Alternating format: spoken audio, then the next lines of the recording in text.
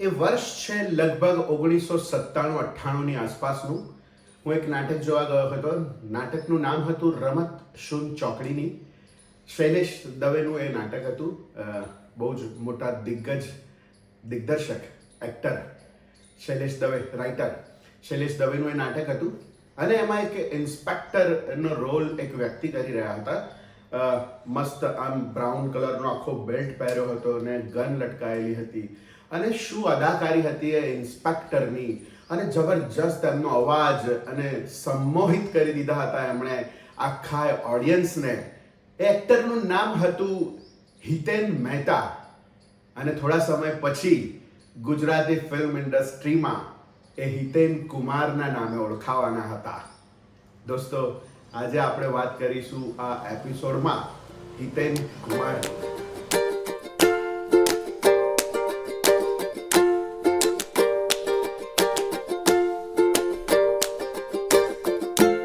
નમસ્કાર દોસ્તો, હું છું ગર્વથી ગુજરાતી વિપુલ, અને તમે પણ ગર્વથી કહો હું ગુજરાતી. મિત્રો, આજે એક એવા સુપરસ્ટારની વાત કરીશું કે જેણે હજી સુધી પણ જેમની ફિલ્મે એ બિઝનેસ કર્યો છે એટલો બિઝનેસ હજી સુધી પણ કોઈ ગુજરાતી ફિલ્મ નથી કરી શકી. હા, આંકડાકીય દ્રષ્ટિએ કદાચ ફિલ્મનો બિઝનેસ વધારે એ ફિલ્મ કરતાં વધારે હોઈ શકે છે, પણ રિયલ સેન્સમાં જોવા જઈએ તો એમની ફિલ્મનો બિઝનેસ હજી પણ સૌથી ટોચ ઉપર છે. વાત કરી રહ્યા છીએ આપણે મેગા મિલેનિયમ સુપરસ્ટાર હિતેન કુમારની. દોસ્તો, હિતેન કુમારની નાટકની સફર શરૂ થઈ હતી લગભગ 81-82માં, 1981-82ની અંદર. હિતેન કુમાર ભણવામાં એટલા બધા સ્કોલર નહોતા, એવરેજ પ્રકારના સ્ટુડન્ટ હતા, અને એમને થિયેટરમાં રસ પડ્યો. એક વખતે એ ક્યાંક પસાર થતા હતા રેલવે સ્ટેશન પાસેથી, અને ત્યાં એમણે કોઈ થિયેટર કરતા 2-4 વ્યક્તિઓને સાંભળ્યા, એમની વાતો સાંભળી, અને અચાનક એમને રસ પડ્યો કે યસ, આ બહુ સારી વાત છે. અને પછી ધીરે ધીરે એમણે થિયેટર કરવાનું શરૂ કર્યું. હિન્દી, ઇંગ્લિશ, ગુજરાતી, પણ નન કમર્શિયલ પ્લે કરતા હતા. એમાં બહુ પૈસા મળે નહીં, મળે તો ઓછા મળે, ક્યારેક ના પણ મળે, મહેનત કરવાની. લગભગ આવું કામ એમણે 7-8 વર્ષ કર્યું. અને પછી એક સમય એવો આવે છે કે હિતેન કુમાર ફૂલ ફ્લેજ કમર્શિયલ નાટકો તરફ વળે છે, અને બહુ જ બધા સફળતાપૂર્વક નાટકો કરે છે. એમના ફેમસ નાટકો જોઈએ તો, થોડાક નાટકો જોઈએ તો, નોંધપોથી, કા પુરુષ મહાપુરુષ, રમત શૂન ચોકડીની, ઘણા બધા દિગ્દર્શકો સાથે એમણે કામ કર્યું. ફિરોઝ ભગતની સાથે એમણે લગભગ 7-8 નાટકો કર્યા, સફળતાપૂર્વક નાટકો કર્યા. અને પછી એક સમય એવો આવે છે કે કોઈ એક ગુજરાતી ફિલ્મમાં એમને વિલન બનવાની ઓફર આવે છે, અને ઊંચી મેડીના ઊંચા મોલ નામની એક ગુજરાતી ફિલ્મમાં હિતેન મહેતા, જે હવે હિતેન કુમારના નામથી ઓળખાવાના છે ગુજરાતી ફિલ્મ ઇન્ડસ્ટ્રીમાં, તે એક વિલનનો રોલ કરે છે, ઊંચી મેડીના ઊંચા મોલ. અને એના પછી પણ 1-2 ફિલ્મ કરે છે, અને એક ઐતિહાસિક ક્ષણ આવે છે. એક એવી ફિલ્મ બનવા જઈ રહી છે કે જેનો ભાગ હિતેન કુમાર બનવાના છે, અને એ પછી હિતેન કુમારની જિંદગી 360 ડિગ્રી ચેન્જ થઈ જવાની છે. એ ફિલ્મનું નામ એટલે દેશ રે જોયા દાદા, પરદેશ જોયા. બહુ સરસ મજાની વાત છે. એ ફિલ્મની મેકિંગ વખતે પણ ગોવિંદભાઈ પટેલ દિગ્દર્શક છે એ ફિલ્મના, અને એમણે હિતેનભાઈને એઝ એ હીરો તરીકે કાસ્ટ કર્યા. એમની જ ફિલ્મ હતી ઊંચી મેડીના ઊંચા મોલ, જેમાં એમણે વિલનનો રોલ કર્યો હતો. અને હવે અગેન આ ફિલ્મમાં દેશ રે જોયા દાદા, પરદેશ જોયામાં હિતેન કુમાર એ લીડ રોલ કરવાના હતા. લીડ એક્ટર, હીરોનો રોલ કરવાના હતા. શૂટિંગ શરૂ થવાના છેલ્લા દિવસ સુધી હિતેનભાઈ એમને કહ્યું કે પ્લીઝ યાર, હું હીરો જેવો બિલકુલ લાગતો નથી, તમે મને હીરો ના બનાવો, મને જે છે વિલન જ રહેવા દો, મારો લુક જુઓ, હું હીરો જેવો બિલકુલ નથી લાગતો. પણ ગોવિંદભાઈ પટેલ, કે જેમને શ્રદ્ધા હતી કે ના, હિતેનભાઈ, તમે જ આ ફિલ્મ કરશો અને તમે જ આ રોલ કરશો. અને હિતેન કુમારની સફર હીરો તરીકેની શરૂ થાય છે દેશ રે જોયા દાદા, પરદેશ જોયાથી. ફિલ્મ બને છે, ફિલ્મ રિલીઝ થાય છે અને ફિલ્મ થિયેટરમાં છવાઈ જાય છે. એક એવી પ્રકારની ફિલ્મ બની જાય છે કે દરેક ગુજરાતીએ આ ફિલ્મ જોવી જ રહી એવા પ્રકારનો સિનેરિયો ત્યારે પેદા થઈ જાય છે. અને લગભગ પહેલી વાર મુંબઈના સિનેમામાં પહેલી વાર કોઈ ગુજરાતી ફિલ્મ લાગે છે. એ ફિલ્મનું નામ છે દેશ રે જોયા દાદા પરદેશ જોયા.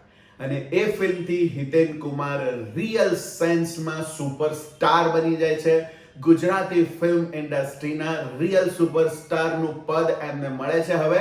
અને એ બહુ જ બધી ગુજરાતી ફિલ્મો એ પછી કરવાના છે. ઉપેન્દ્ર ત્રિવેદીનો એક જમાનો હતો જ્યારે ઉપેન્દ્રભાઈ સુપરસ્ટાર હતા. ઉપેન્દ્રભાઈના ગયા પછી નરેશ કનોડિયાજી આવ્યા. એમનો એક જમાનો રહ્યો, એમનો એરા હતો એક. અને એમણે પણ બહુ જ બધી સુપર હિટ ફિલ્મો આપી, અદ્ભુત ફિલ્મો આપી, ગીતો પણ એટલા જ સુંદર આપ્યા એમણે, સંગીત પણ એમને આપ્યું મહેશ નરેશની જોડીએ. અને હવે વારો આવે છે હિતેન કુમારનો. લગભગ ઘણા બધા સમય 6, 7, 8 વર્ષ સુધી હિતેન કુમાર કહેવાતી રૂરલ પ્રકારની ફિલ્મોના સુપરસ્ટાર બની રહે છે. પણ ત્યારે કોઈને ખબર નથી કે આ એક એવો સુપરસ્ટાર છે જે માત્ર ને માત્ર કહેવાતી રૂરલ ફિલ્મોમાં કામ નહીં કરે. આ વ્યક્તિ એક દિવસ અર્બન અને ગુજરાતી આ બંનેની વચ્ચેનો બ્રિજ બનવાનો છે. આ બંને ફિલ્મોમાં એ સફળતાપૂર્વક કામ કરવાનો છે. અને જ્યારે અર્બન ફિલ્મોનો દોર આવવાનો છે ત્યારે આ માણસ એક જુદા જ પ્રકારના રોલ કરીને ગુજરાતી સિનેમા અને પોતાની કરિયરને એક જુદા જ આયામ ઉપર લઈ જવાનો છે. અને લગભગ 2006-07 સુધી એમણે ફિલ્મો કરી, સફળતાપૂર્વક ફિલ્મો કરી. લગભગ 12 થી 13 ફિલ્મો એમની ખૂબ જ સફળ રહી અને કન્ટિન્યુઅસલી સુપર હિટ ફિલ્મો એમણે આપી ગુજરાતી સિનેમામાં. લગભગ 12 થી 13 ફિલ્મો. દેશ રે જોયા દાદા પરદેશ જોયા પછી ખૂબ મોટી સફળતા મળે છે એક એવી ફિલ્મમાં, જે ફિલ્મ આ શુક્રવારે રિલીઝ થવાની છે, રિલીઝ થવાની છે સપ્ટેમ્બર મહિનાની 12મી તારીખે. ફરી એ ફિલ્મ 25 વર્ષ પછી રિલીઝ થવાની છે. અને એ ફિલ્મમાં હિતેન કુમારનો જાદુ ગજબનો ચાલ્યો હતો. એ ફિલ્મનું નામ એટલે મૈયરમાં મનડું નથી માનતું. અગેન આ ફિલ્મ રિલીઝ થઈ રહી છે ફરી એકવાર 25 વર્ષના સમયગાળા પછી 12મી સપ્ટેમ્બરે. યોગાનું યોગ તો જુઓ કે હવે એવો સમય ચાલી રહ્યો છે કે હિતેન કુમાર લગભગ મહિને એક ફિલ્મમાં હોય છે. ક્યારેક તો એવું હોય છે કે આગળ પાછળના વીકમાં જ એમની ફિલ્મો રજૂ થતી હોય છે, અર્બન ફિલ્મો. ફરી થોડા પાછા જઈએ આપણે 2006-07 સુધી. હિતેન કુમાર જુદી જુદી ઘણી બધી ફિલ્મો કરે છે. એક ફિલ્મ એવી પણ બને છે, અર્બન પ્રકારની કહેવાતી એક ફિલ્મ બને છે, 4 નામની ફિલ્મ. 4 દોસ્તોની વાત વાળી એક ફિલ્મ બને છે જેનો સેટઅપ અર્બન પ્રકારનો છે. બહુ સરસ ફિલ્મ છે. પણ કમનસીબે 4 નામની એ ફિલ્મ રિલીઝ નથી થતી અને એક સારી ફિલ્મથી પ્રેક્ષક વંચિત રહી જાય છે. કારણ ખબર નથી કેમ રિલીઝ નથી થઈ, પણ એ ફિલ્મ રિલીઝ નથી થતી. 2012માં કેવી રીતે જઈશ નામની ફિલ્મ આવે છે. ગુજરાતી ફિલ્મ ઇન્ડસ્ટ્રી 2 ભાગમાં વહેંચાઈ જાય છે. એક 2012 પહેલાની ફિલ્મો અને બીજી 2012 પછીની ફિલ્મો. અને ફરી એકવાર આ સુપરસ્ટારને યાદ કરવામાં આવે છે, હિતેન કુમારને યાદ કરવામાં આવે છે એક એવી ફિલ્મમાં જેનું નામ છે ધુઆંધાર.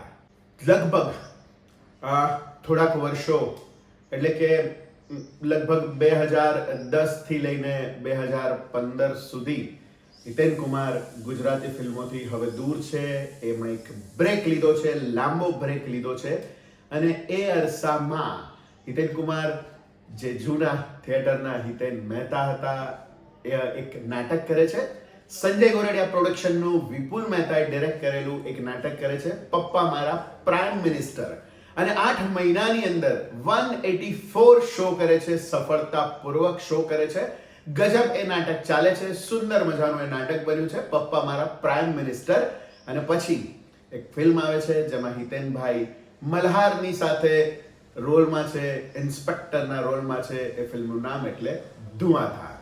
ફરી એકવાર પ્રેક્ષકો દર્શકો હિતેન કુમારને મોટા પડદા ઉપર જુએ છે, એક નવા અવતારમાં જુએ છે, એક અર્બન સેટઅપમાં બનેલી ફિલ્મમાં જુએ છે, ધુઆંધારમાં.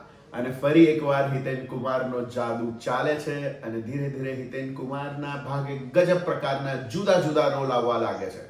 હિતેનભાઈએ લગભગ 12 થી 15 ફિલ્મો કરી ધુઆંધાર પછી, અને દરેક ફિલ્મો જુદા પ્રકારની, જુદા જોનરની. હિતેનભાઈ ક્યારેય એવા નવા દોરમાં પણ ક્યારેય એવામાં પડ્યા નથી કે આ રોલ નાનો છે હું કેમ કરું, આ રોલ આવો છે હું કેમ કરું, એવું ક્યારેય કર્યું નથી. મેં એમની બધી જ ફિલ્મો, લગભગ બધી અર્બન ફિલ્મો જોઈ છે, કહેવાતી અર્બન ફિલ્મો મેં લગભગ બધી જોઈ છે, અને બધામાં એમણે જુદા જુદા રોલ કર્યા છે. અને એક એવી ફિલ્મ આવવાની છે અને જેમાં હિતેનભાઈને ગજબ પ્રેક્ષકોનો પ્રેમ મળવાનો છે. હા, અગેન ફિલ્મમાં એમનું કેરેક્ટર ગજબ વિલનનું છે અને ફિલ્મનું નામ એટલે વશ. પ્રતાપ નામનું એક કેરેક્ટર એટલી ગજબ રીતે એમણે ભજવ્યું એ ફિલ્મમાં વશમાં કે લોકો હૃદયનો થરકારો ચૂકી જાય કે ઓ માય ગોડ, આવી વ્યક્તિ પણ હોઈ શકે છે. પણ હિતેનભાઈએ બહુ જ જબરજસ્ત રીતે કેરેક્ટરને ન્યાય આપ્યો, એ પાત્રને ન્યાય આપ્યો. અને જાણે કે પ્રતાપના એમણે પોતાના શરીરમાં ગળી ગયા હોય એવી રીતે, અમારી ભાષામાં કહેવાય છે કે પ્રતાપને ગળી ગયા જાણે કે, અને એવી રીતે એમણે પ્રતાપનો અભિનય કર્યો, પ્રતાપનો રોલ કર્યો અને લિટરલી છવાઈ ગયા એ વશમાં. વશને હવે તો નેશનલ એવોર્ડ મળ્યો છે ફિલ્મને, જાનકી બોડીવાલાને પણ નેશનલ એવોર્ડ મળ્યો છે. અને વશ અદ્ભુત ફિલ્મ હતી, જબરજસ્ત લોકોએ વશમાં કરી લીધેલા વશે. અને એ પછી વચ્ચે બીજી પણ ઘણી બધી ફિલ્મો કરે છે હિતેન કુમાર. ફિલ્મોની યાદી આપણે કોઈ અલગ એપિસોડમાં જોઈશું. અત્યારે આપણે માત્ર હિતેન કુમારની વાત કરી રહ્યા છે. હિતેન કુમારની કરિયરની વાતો, એમની પહેલાની ફિલ્મો પછીની ફિલ્મોની યાદી આપણે ફરી એકવાર કોઈ બીજા એપિસોડમાં લઈશું એની વાત. અત્યારે હું એક રફ હિતેન કુમારની કરિયરની વાત કરી રહ્યો છું.